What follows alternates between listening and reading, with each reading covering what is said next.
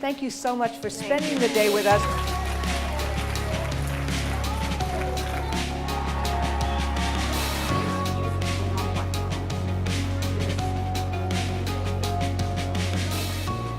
It is about making sure that our members and our leaders can actually have real conversations. The most important thing we can do is proclaim as a nation that we respect education, we respect educators. He cared about our community and the things that are going on here. It really resonated with me today. We're fighting for the future of our children. He values education, pre-K all the way through college. That there are 200 vacancies in the Detroit public school system because nobody wants to teach there. I feel very proud to be in a union that gets presidential candidates to show up and back us up and speak with us. It makes me feel really important. My wife Andrea is a first grade teacher. You know, I know you're trying to do town halls with all the candidates. I do a town hall with a teacher every single night. I'm here to listen. The mandates from the federal government are really tying our hands. It's taking a child's life and tying it in to a teacher's accountability, which is really unfair. We'll never be able to get better because our funds are being pulled. If we don't begin to build an education system around an understanding of the adverse childhood experiences that these kids are going through, then it's not going to be a solid system. This is what kindness does, Miss Albert said. It is so great to be in the House of Labor. And one of the greatest expressions of love that a society can make towards its children is to invest in their education and, by extension, their teachers. I am acutely aware that it is that bus driver who notices who's on the bus and who's not, that it is the cafeteria worker who is paying attention to what that child is eating and not eating. Or when she said teachers, she meant everyone in the educational scope. That was very impressive.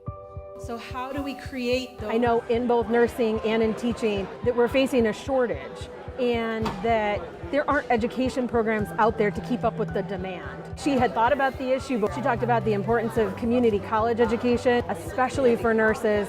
We just want to know how your administration will secure the safety of students in special ed. Be able to bring someone here who can talk to us, listen to our concerns. That makes me feel really good to see that my union is really working for me. How could your team ensure that they will fund the Yonkers public schools fairly? The president just did a big tax cut and it really helped a lot of companies, but it didn't help people enough. We are competing on an international stage. We have to have these kids have the best equipment, have the best science. It is an imperative for our nation, and I will be proud to stand up for public education. I really liked her strong positions on education. It's something I think that's been missing from the presidential conversation and debates. We have been under attack for the past 15 years, and it's gotten worse. So I understand why you're mad. Because I walked around those schools and I smelled that mold down there. I'm one of the last of the music teachers in this district. We can do more of this. I'd like to see more candidates come and make their arguments and take questions. I'm looking for a robust primary season. I will watch every debate and read every policy. We are on this march that's going to end in a victory in 2020. Thank you so much. What pulls me into this race is this basic notion of opportunity. What kind of an America we are. She gets it, she understands the struggles that we are going through, and to hear that she doesn't forget about that makes me even like her that much more. But I see in her that there's a possibility as a changer, a game changer. To hear a little bit more about your plan to address student loan debt and to make higher ed accessible. So here it is, holding back our economy, making it tough on an entire generation. So here's how I put this together. For 95%, that is 43 million Americans, this is cancellation of up to $50,000 of student loan debt. Her proposal would absolutely address the default crisis. We do have members who have, $75,000, $100,000 worth of student loan debt. I will name, as President of the United States, a Secretary of Education who has been a public school teacher. I want someone who has seen tattered textbooks or tried to manage when there are too many kids in a classroom. We need to exercise the muscles of voting, the muscles of being engaged, and the muscles of believing.